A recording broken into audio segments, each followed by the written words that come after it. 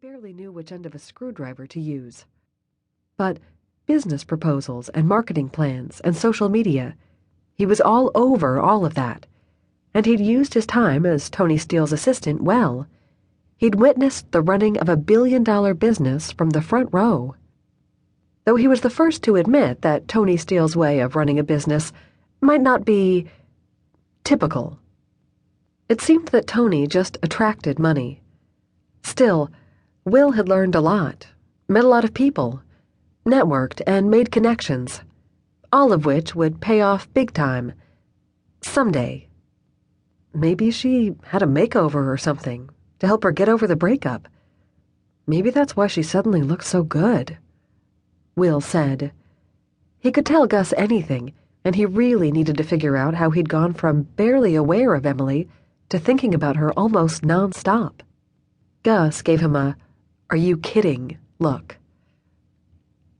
It's not new that Emily Steele is gorgeous. I've seen her in a swimming suit, Will said. Lucky bastard. Gus took another shot of the punch that was, actually, just punch. That is my point, Will said. How was I not completely into her then? Gus set his punch cup down and leaned in. You really want to know? Yes, Will said with feeling. He wasn't entirely sure his new obsession was appropriate. Emily was 22, and single, and confident and strong.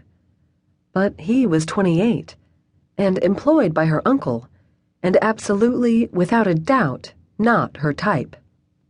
Will was smart and capable, and also confident. He owned his own business on the side, where he was a pilot and skydiving instructor. He had numerous interests and loved to travel. He got along with his parents.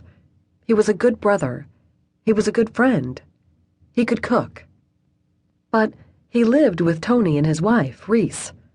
Not because he had to, but because Tony preferred to have Will at his beck and call, and it really did make Will's life easier to be on site when Tony had a 3 a.m. brainstorm or the need for help with his computer.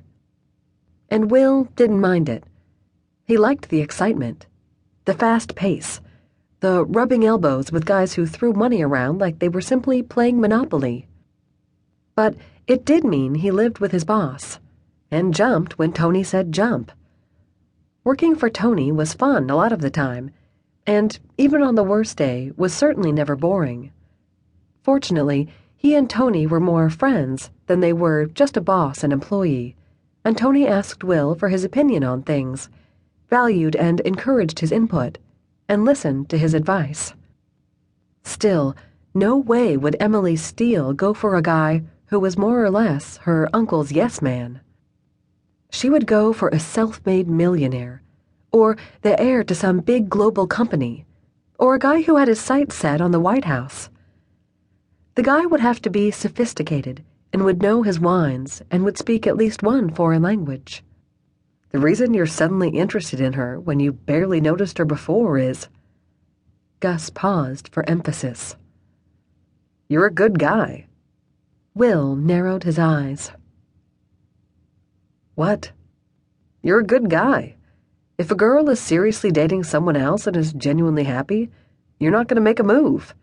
And if that girl is gorgeous and amazing and under your nose constantly, you're going to somehow turn off all awareness of her so that you don't go crazy or do something stupid like hit on her and piss off her uncle. Will sat back in his chair and thought about Gus's words. He had a point.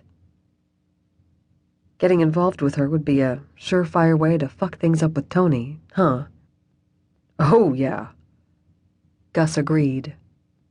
Emily had been raised by Tony's brother, Adam, with Tony's help, until she was 14, and her dad had married Jaden. Emily was also a cancer survivor. She'd been diagnosed with bone cancer as a young teen and had subsequently undergone surgery to remove the lower portion of one leg. No one who didn't know her well could tell she was a below-the-knee amputee if she had pants or a long dress on. She was graceful and confident, but the fact remained she'd overcome.